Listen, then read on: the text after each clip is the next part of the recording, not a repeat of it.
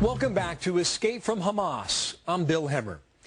As what is being called all-out war unfolds in the Gaza Strip this week, many people around the world cannot understand why this turmoil in the Middle East is so intractable, why the peoples of the region can't simply live in peace. Even many of us who have covered wars in the region have the same difficulty comprehending all of it. Maybe it's because most of us can only get so close to the conflict and, in effect, only so close to the main perpetrators of the violence. Mosab Hassan, the son of a leading Hamas founder, grew up in this all-too-violent world, and he believed that only Islam and Hamas would save the Palestinian people. But as Jonathan Hunt reports, a stint in prison brought on a crisis of faith. I spent about 3 months in Israeli cells, like by myself most of the time, like small cell. I saw the sun once, like during that time, about 90 days. Mosab Hassan went into his cell a radical Palestinian Muslim, head of the Islamic youth movement, proud son of a leader of Hamas. But here in prison, he says, he began to see a different face of the organizations he and his father served. In any Israeli jail, Hamas has a mini government inside that jail. And they're very, very organized. So they could organize, they could plan, they could plot. If they torture, you're not allowed to say anything.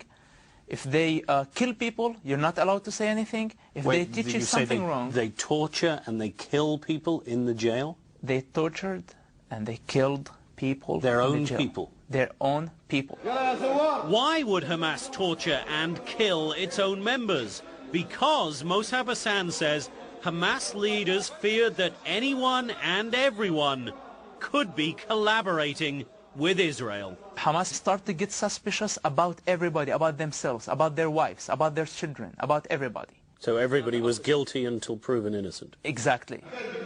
Their method was to gather, they call them red points, on XY person. For example, like if someone spends 5 minutes later than he's supposed to spend in a shower, they think that he's communicating with the Israelis. They're just like collecting points. And at some point, this person would get enough points against him. And then the people he once saw as heroes would begin to torture. It was primitive and brutal. They like put needles under their fingernails. They put needles under the fingernails? Needles under their fingernails. They don't allow them to sleep for weeks continuously. They just like keep waking them up, put them in a very difficult positions. Burning their bodies by like burning like piece of plastic on their bodies.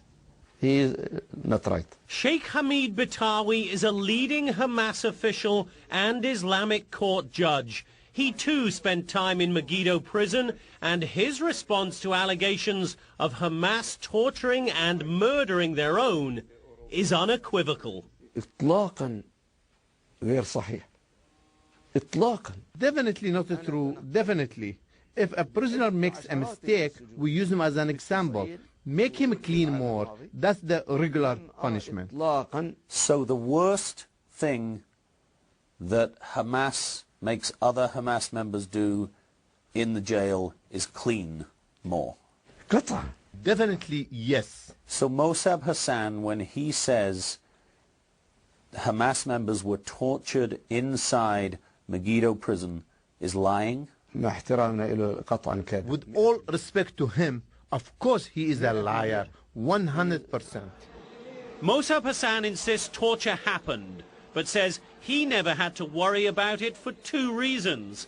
First, his father's leadership position in Hamas, and second, because his uncle, another leading Hamas figure named Ibrahim Abu Salem, was in the same jail at the same time. He was one of the top leaders of Hamas leadership in the jail during that time. Abu Salem looked after his nephew, making sure Mosab Hassan was treated well.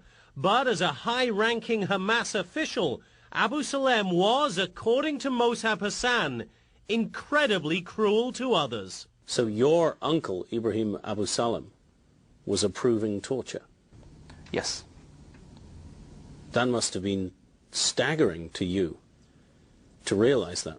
I basically start to lose faith because of this person, like at that time. Because of your own uncle? Because of my own uncle and the other Hamas leaders. And Mosab Hassan says he saw that the organization of Hamas inside the prisons mirrored its organization outside. Acts of violence do not occur without approval of senior political leadership, whether it be Mosab's father, his uncle, or Palestinian Prime Minister Ismail Haniyeh. Doesn't happen without their knowledge for sure. Haniyeh, my father, everybody in Hamas leadership responsible for any decision that Hamas makes. So the political wing, including your father, including Prime Minister Haniyeh, may not be the people strapping on a suicide belt, but they are as responsible for that suicide attack. They are responsible. And that's what makes Hamas so dangerous, says Mosab Hassan. Whether in the West Bank, Gaza, or here in Megiddo prison, it is committed to a radical ideology that puts little value on human life. This type of movements, it's not about one person. It's not about one crazy person who's making all those decisions. Will Hamas ever change? Will it ever be an organization that truly seeks peace with Israel? No way. There is no chance. Why not? Because of Islam, because of their ideology.